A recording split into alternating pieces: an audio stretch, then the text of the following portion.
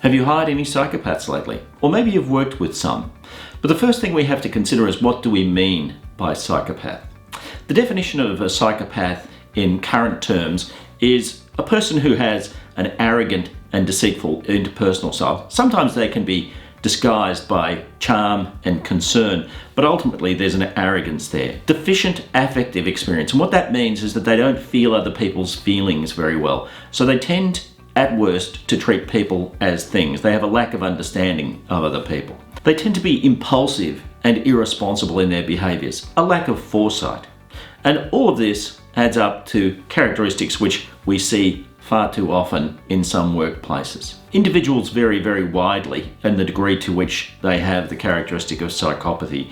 If they are very low, here for instance is Mother Teresa, who was regarded as being a generous, kind and helpful person.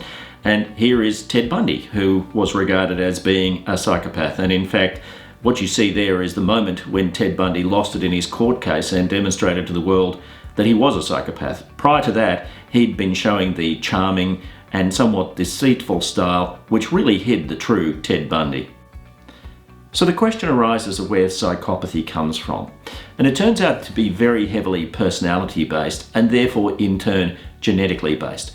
Personality has a very strong genetic component to it. Some psychologists will say as low as 50% genetically determined. Some, myself included, would say up to 70% genetically determined. It doesn't really matter. The vast majority of us believe that the majority of personality is genetically determined. What you see in front of you is the Hexaco model of personality, discovered by Kibiam Lee and Mike Ashton in sort of the 1990s and beyond, and certainly very heavy research focus on this. The research that we undertake in personality here in Australia is based largely on the Hexaco.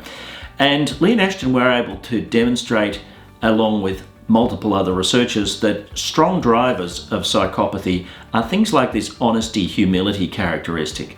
When a person is low in honesty, humility, they are far more likely to be a psychopath. Now, honesty, humility is the characteristic of being truthful, straightforward, and not arrogant. In addition, you have the characteristic of conscientiousness, and people who are highly conscientious tend to be organised, well-structured, and tend to pursue goals. And people who are low in conscientiousness are scrambled, disorganised, and quite often not well planned in what they do. One of the most common pieces of misinformation about psychopathy is that there are many chief executives who are psychopaths. We have psych tested hundreds of chief executives, and we extremely rarely find any of the characteristics of psychopathy in amongst them. Narcissism? Yes, but psychopathy? No. And the reason for that is that the organisation and planning and structure that's necessary to get to the top of the executive ranks typically can't be found in amongst psychopaths because of their typically disorganised and unplanned lifestyles. One of the world's leading researchers into psychopathy, a fellow by the name of Adrian Raine, who's a neurocriminologist, undertook research which relied on him finding large numbers of psychopaths. So he had to find a fertile source of psychopaths. He found the most fertile source that he could find to be on the books of temp agencies. Why? Of course, many people temp for good and sensible reasons, but imagine if you can't hold down a job, if your lifestyle scrambled, and maybe also you're running into the interpersonal difficulties associated with psychopathy. Well, it's not surprising that you might end up on the books of temp agencies.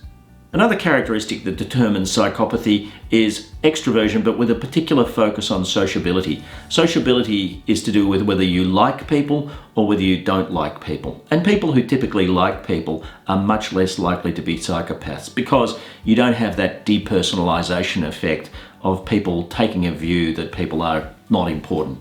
A true sociable person is somebody who intrinsically values people, and that makes them much less likely to be a psychopath. So, psychopathy as defined by Hexaco personality. 4 key characteristics: a manipulative, conning style of interaction with others, low honesty, humility, high levels of manipulation, an erratic, uncontrolled and impulsive lifestyle, low conscientiousness, erratic impulsivity, a callous insensitivity to others' concerns, low extroversion, and in particular low sociability, and a pattern of chronic and varied negative activity, antisocial behaviour. So, psychopathy in the workplace is a real thing. Imagine if you're working with 1,000 colleagues. If 4% of them are psychopaths, that's quite a few. And in particular, if your organisation is not psych testing in the way in, then it's more than likely that that 4% will be true for your work group. To find out more about this, click on the link below. And as ever, please don't hesitate to subscribe and like this post.